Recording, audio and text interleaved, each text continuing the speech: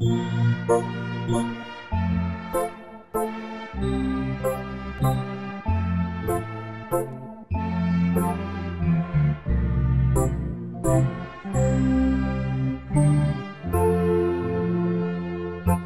à Dieu.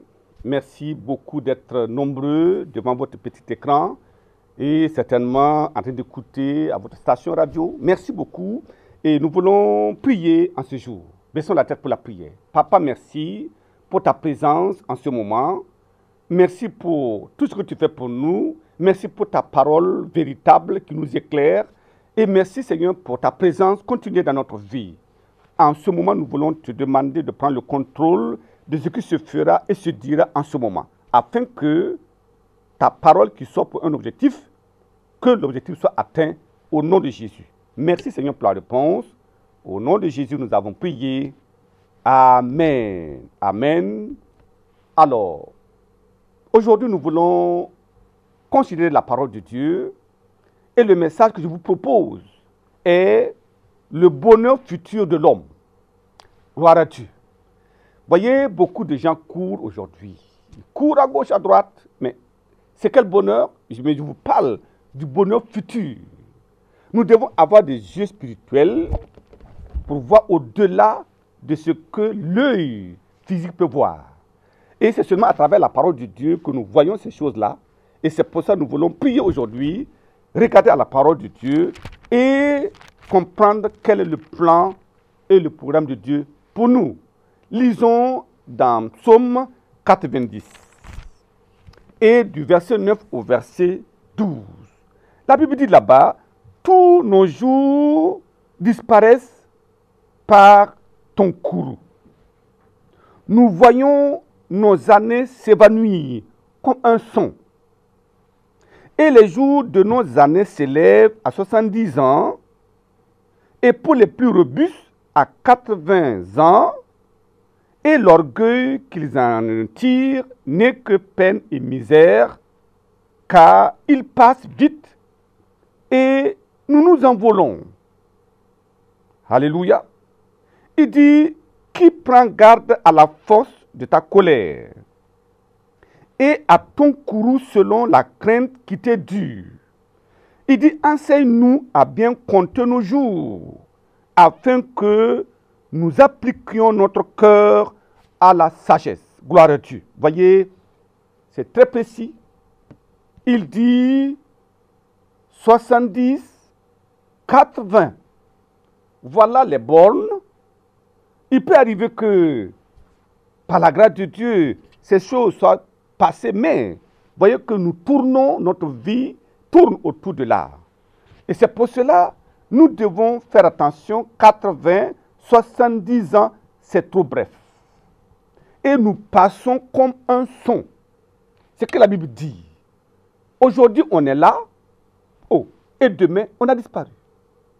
On dit, mais ce n'est pas lui qui parlait tout à l'heure, oui, mais il est parti. Il dit, nous nous envolons. Un temps viendra où l'esprit doit repartir et le corps retourner d'où il est venu. C'est un mystère. Et les gens ne comprennent pas, mais en ce moment de séparation de l'âme et du corps, que va-t-il se passer en ce jour-là?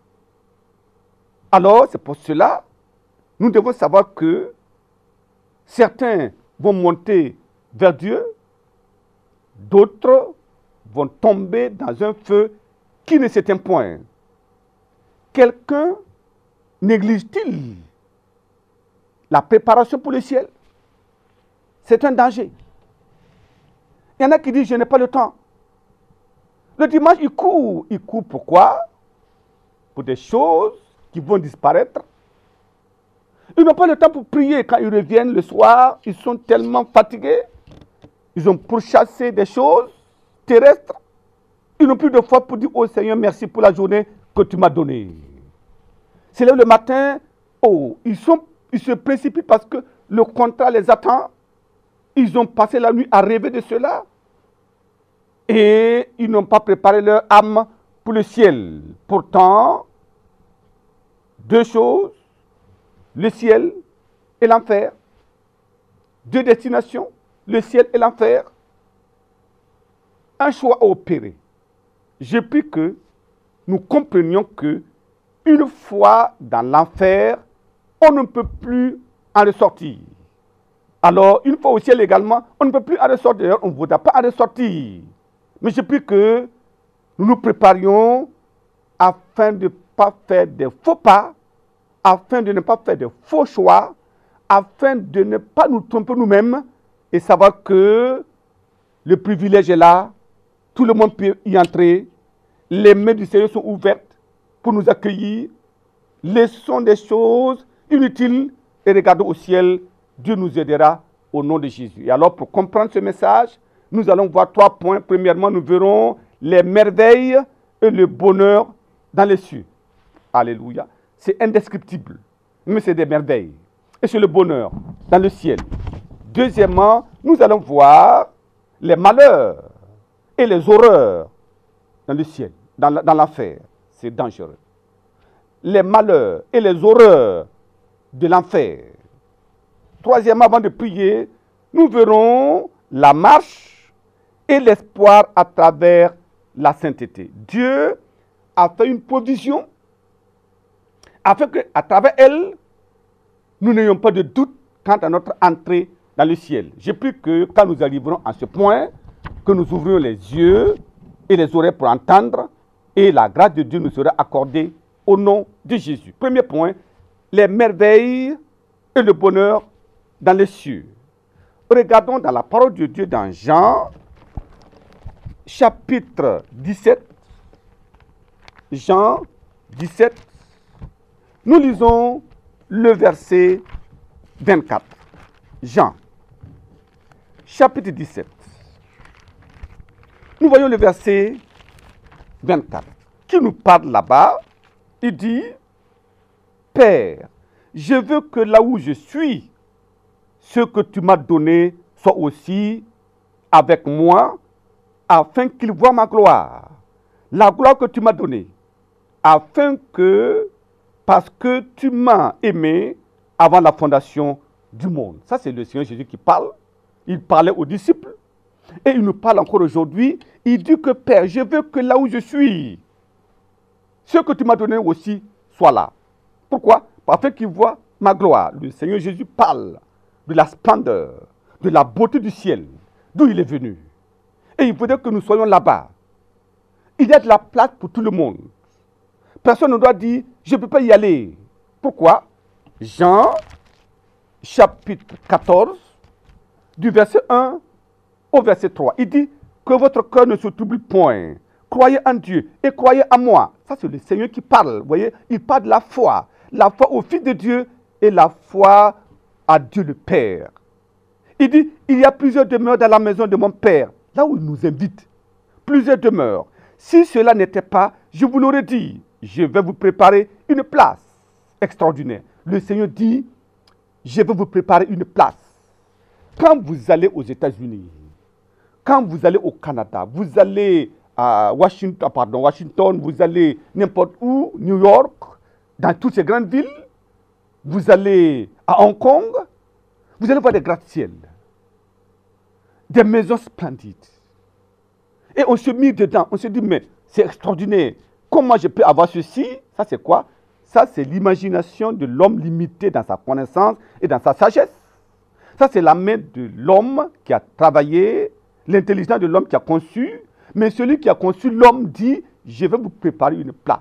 J'imagine, quelle sera cette place-là? Et d'ailleurs, quand vous lisez Apocalypse, vous verrez la description intégrale du ciel. Et vous verrez que quand Jésus dit, il y a de la place là-bas, je vais vous préparer, c'est une chose sérieuse. Il dit, et lorsque je m'en serai allé, verset 3, et que je vous aurai préparé une place, je reviendrai et je vous prendrai avec moi afin que là où je suis, vous y soyez aussi. Gloire à Dieu, extraordinaire. Quand vous pensez à cela, le péché n'a plus de place dans votre vie. Quand vous pensez à cela, la corruption ne peut pas s'attacher à votre peau. Quand vous pensez à cela, la plus belle femme du monde, qui n'est pas votre femme, vous l'ignorez et vous continuez. Quand vous pensez à cela, l'homme le plus riche, l'homme le plus beau du monde ne peut pas vous séduire parce que vous pensez à des choses extrêmement importantes dans le ciel que Dieu a préparé pour chacun de nous. Je prie que cette façon de voir le ciel nous embrase, nous possède et nous amène à mener la foi intégrale dans ce monde au nom de Jésus. La description est captivante. C'est la glorieuse cité de Dieu, décrite dans la Bible.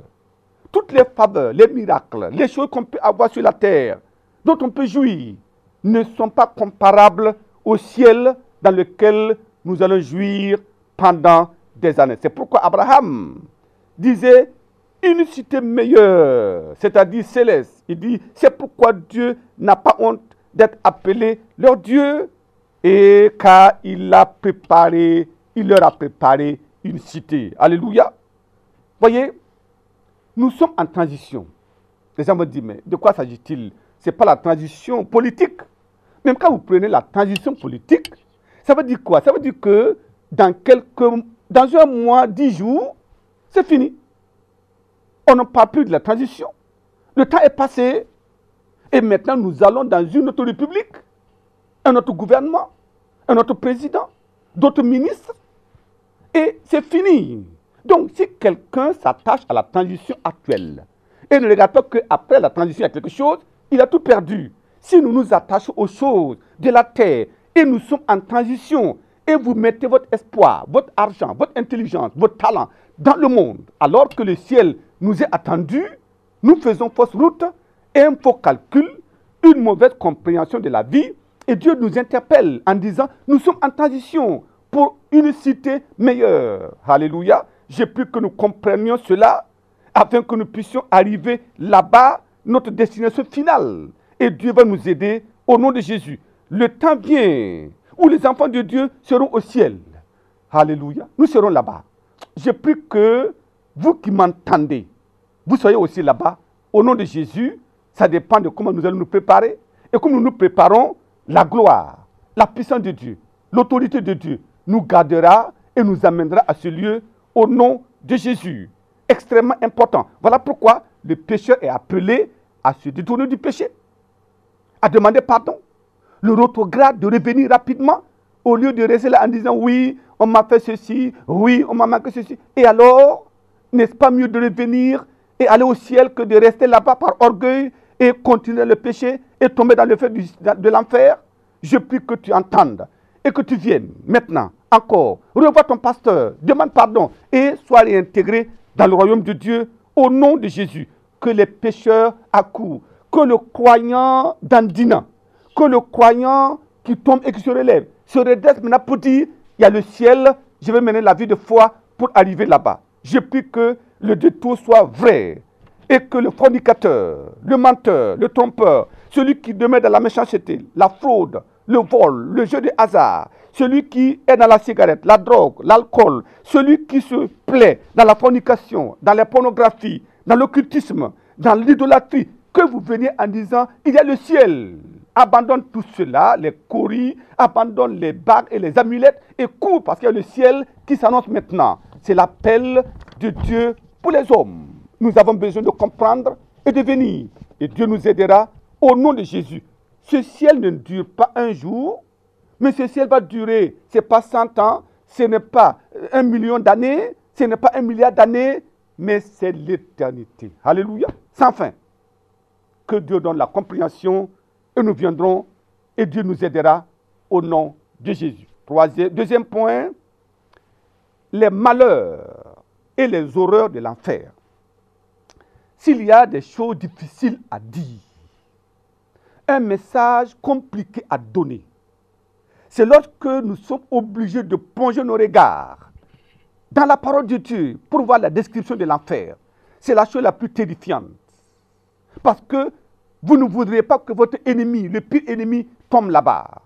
Vous ne voudriez pas que votre ami tombe là-bas. Vous ne voudriez pas que votre enfant tombe là-bas. Vous ne voudriez pas y aller aussi. Donc cela va créer une crainte respective de Dieu et de sa parole. Je prie que Dieu aidant, nous comprenions cela. Regardons quelques passages bibliques dans Hébreux chapitre 9.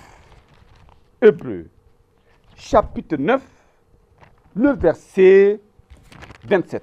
Il dit là-bas, comme il est réservé aux hommes de mourir une seule fois, après quoi vient le jugement. Alléluia.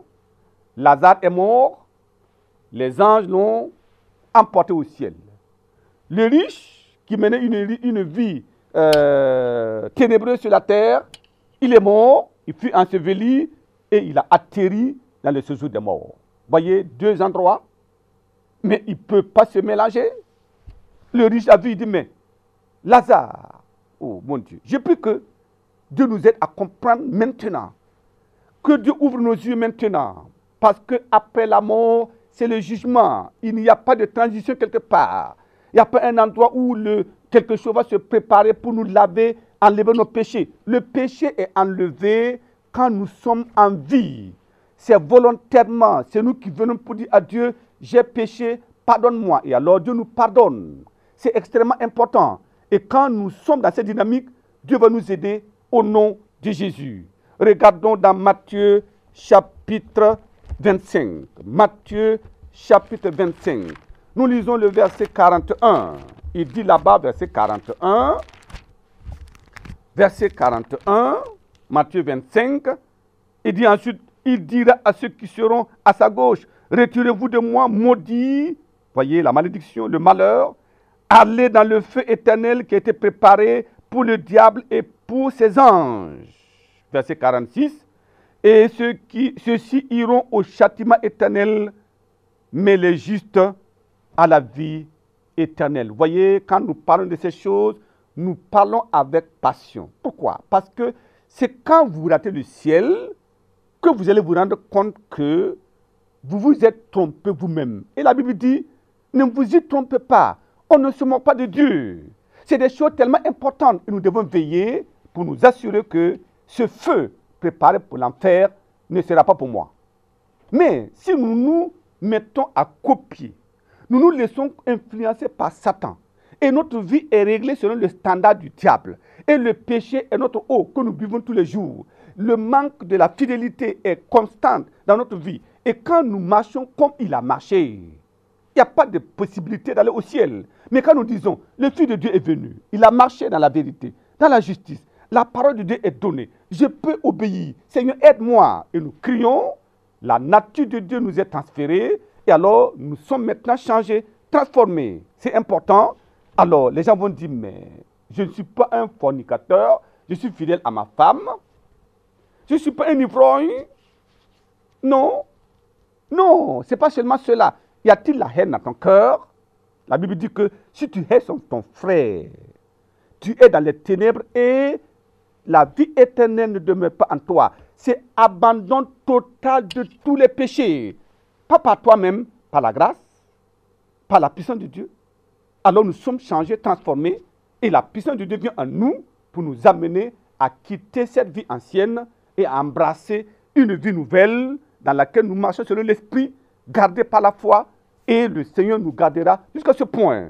Donc, cela nous amène au troisième point, la marche et l'espoir à travers la sainteté. Il y en a qui disent, mais est-ce qu'on peut être saint? Gloire à Dieu. Oui, la sainteté que Dieu nous demande, ce n'est pas la sainteté angélique. C'est le fait que nous croyons que Christ est mort pour nous. Nous confessons nos péchés. Et nous sommes pardonnés, nous entrons dans le royaume de Dieu par la foi, nous sommes sauvés. Et Dieu dit, ce n'est pas tout, tu n'es pas dans les grandes eaux, avance encore. Lis la Bible, médite la parole de Dieu, prie et demande encore ma nature. Voilà pourquoi, quand nous demandons la nature de Dieu et nous prions, effectivement, il dit, il y a la seconde œuvre de la grâce de Dieu qui vient dans le croyant pour enlever la nature adamique. Les impulsions au péché, le désir du péché, tout cela sera enlevé et met en nous un amour véritable pour Dieu. Nous aimons Dieu plus que notre mari, plus que notre femme, plus que nos enfants, plus que nous-mêmes, parce que nous ne voulons pas rater le ciel.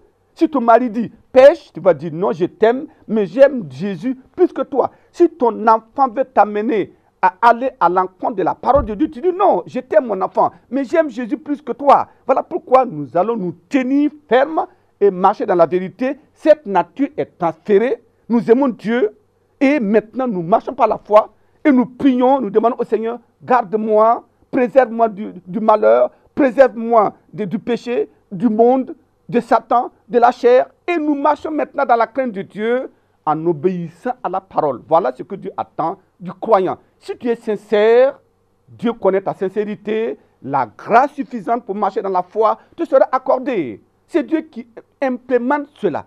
C'est lui qui impacte notre vie. Il a la capacité de nous garder et de nous délivrer. Donc la sainteté est l'espoir de tous les croyants pour parvenir au ciel. Le temps nous manque, mais il faut lire Psaume chapitre 24. Nous allons lire cela quand même. Psaume chapitre 24. Nous lisons le verset 3. Il dit là-bas, Psaume chapitre 24, le verset 3 et le verset 4. Il dit, qui pourra monter à la montagne de l'Éternel, qui s'élèvera jusqu'à son saint lieu, celui qui a les mains innocentes et le cœur pur, celui qui ne livre pas son âme au mensonge et qui ne jure pas pour tromper. Gloire à Dieu, voyez, les mains innocentes et le cœur pur. Quand tu dis, oh Dieu, je te loue de tout mon cœur et tu lèves tes mains, le ciel regarde, pas de péché dans ton âme, dans ton esprit. Alléluia, tes mains sont innocentes. Quand tu dis, oh Seigneur, aide-moi, Dieu regarde dans ton cœur est limpide, il n'y a aucun péché là-bas parce que tu t'es repenti, tu as pris toutes les mesures en disant, Seigneur, je ne veux pas, aide-moi. Et le Seigneur t'aide, alors tu as les mains pures, les mains innocentes, le cœur pur, ce qu'on appelle la sainteté de vie des croyants. Et c'est ça qui nous amène au ciel. Et lorsque tu marches dans cette situation-là, quand tu es en train de parler avec des amis, et dans tes paroles, il y a le mensonge, le Saint-Esprit te dit, mais non, tu es en train de pécher. Immédiatement, tu dis, oh, j'ai menti, pardonne-moi, oh Dieu, pardonne-moi. Nous sommes pardonnés et nous continuons. Ça, c'est la vie de sainteté. Pendant que nous sommes en train de circuler, quelqu'un nous a fait du tort, nous avons crié sur lui, nous l'avons insulté. Oh, nous disons, mais le Saint-Esprit dit, mais comment peux-tu faire ça? Immédiatement, tu dis, oh mon frère, je ne sais pas comment ce qui m'est arrivé, mais je t'ai dit un mot qui est déplacé, pardonne-moi, et nous continuons. À la maison, avec la femme, avec le mari, les enfants, à l'église, avec le pasteur, les frères, au travail, avec le directeur, avec la secrétaire, nous avons un comportement exemplaire par rapport à la parole de Dieu, conformément au plan de Dieu. Alors nous sommes dans la sainteté de vie et nous sommes en train de marcher lentement, mais sûrement vers le ciel. Ça, c'est l'espoir des croyants. Et il faut la sincérité, il faut la prière, il faut la violence sur toi-même.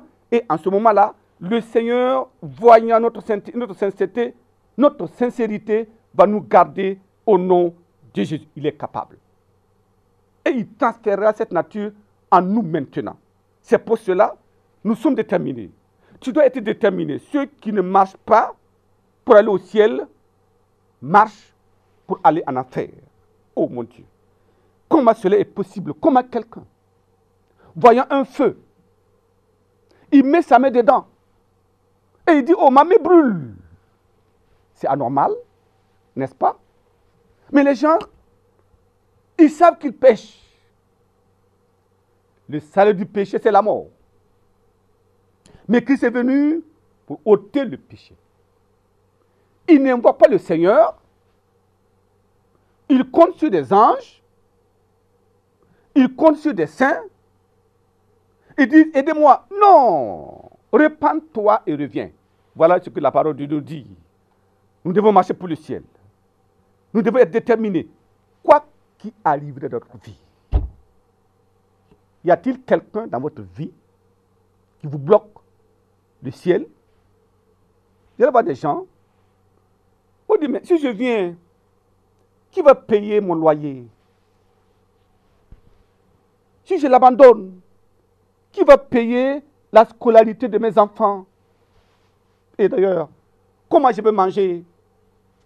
Et à cause du manger, à cause du loyer, alors il fonce vers le mur. Non.